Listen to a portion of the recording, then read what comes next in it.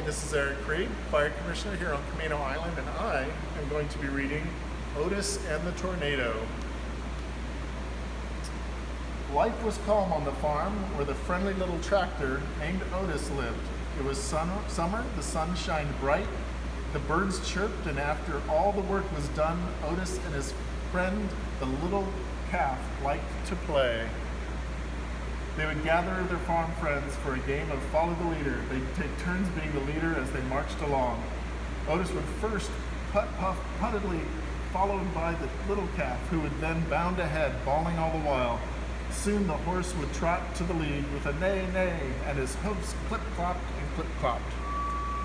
Finally, the ducks would waddle to the front with a chorus. They all followed the leader, all up by the apple tree, around the barn, down the rolling hill, past Mud Pond, behind the cornfield, across the meadow, and along the banks of Mud Creek. What a fun crowd they were. Everyone was so friendly, except the bull.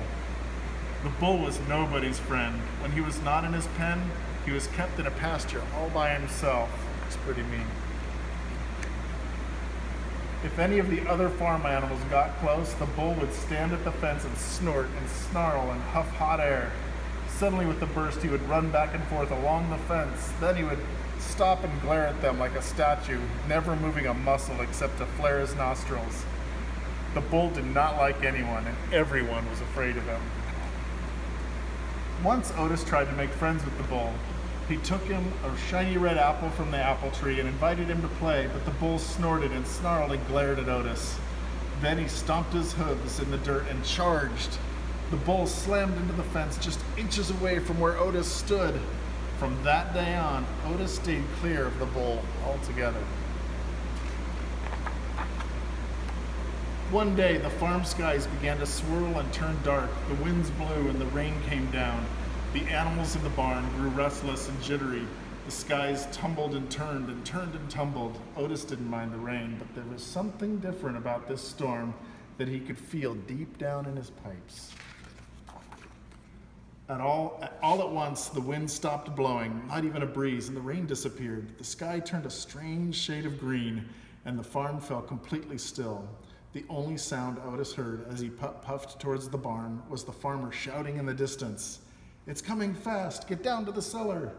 The farmer was in such a hurry that he had no time for the animals. What was all the fuss about, Otis wondered. Then he turned and saw something that rattled his frame and shook his fenders.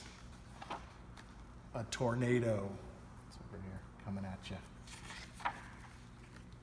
And it was heading straight toward the farm. What would happen to all the animals locked in the barn?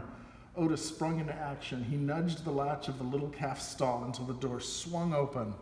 Next, Otis freed the pigs and the sheep. The wind howled closer. He stretched to unlatch the horses and cows' doors at the same time. Click-clack, the animals were free. They followed Otis out of the barn and down into the swirling winds. They followed him down the rolling hill, past Mud Pond, beyond the cornfield, across the meadow, over the bank, and down into Mud Creek. Tucked down in the lowest part of the farm, Otis and the little calf and all their farm friends felt safe. Otis sighed with relief. Now they just had to huddle together and wait it out. But just as they squeezed close and tight, Otis heard an awful bellowing cry, the sound of a large creature in trouble. The bull, he was locked in his pen.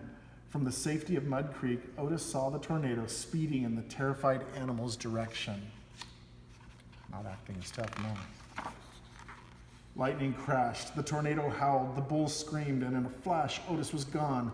He raced across the meadow, puttedly chuff, beyond the cornfield, past Mud Pond, and up the rolling hill to the bullpen. Otis found the bull tucked in under the shed, shaking with fear. Otis tried to unlatch the gate. It was locked. He slammed his head into it. The gate shook, but held firm. Otis rammed it again. The gate teetered. The bull wailed like a baby. Otis spun around, threw himself in reverse, revved his engine, and charged back toward the gate. Crash! The gate shattered into pieces, and Otis shook himself off, gave the bull a friendly chuff, and peeled out. The bull followed Otis down the rolling hill, past the mud pond, beyond the cornfield. The tornado rolled like a freight train as they crossed the meadow, and just as Otis and the bull dove for cover over the bank into Mud Creek, the tornado touched down, narrowly missing them. Otis, the little calf, the bull, and all the farm friends ducked their heads and closed their eyes. They'd never heard such a fury or felt such a rage, but they were all safely tucked down in the Muddy Creek's bed at the lowest part of the farm, and they all stayed huddled there until long after the tornado had passed. They came out only when it was calm and the sun shined bright and the birds began to chirp. They found a farm that needed great repair. But when the work was all over and it was time to play, the farm friends discovered that they had a new playmate. This one snorted and stomped his hoofs in the dirt. He flared his nostrils and huffed hot air, but instead of a snarl and a glare, he wore a happy grin and a friendly gaze as he took his place in line with Otis and the little calf in the grand game of Follow the Leader. Thanks for listening.